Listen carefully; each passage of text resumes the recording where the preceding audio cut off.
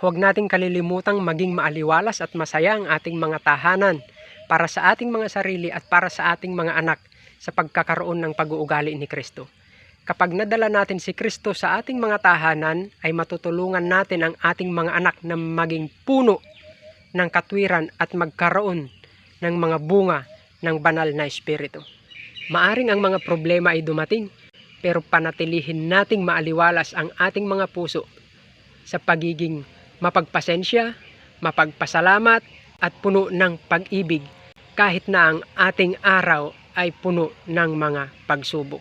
Maaring simple lang ang ating mga tahanan, pero pwede itong maging lugar ng malulumanay na salita at mapipino na klase ng pag-uugali at palaging nakikita ang pagiging magalang at mapagmahal. Kaya panatilihin nating masaya ang ating mga tahanan araw-araw sa pagpapakita ng magagandang ugali. I-invite natin si Kristo sa ating mga tahanan. Gaya ng isang awit, when Jesus is in the family, happy, happy home.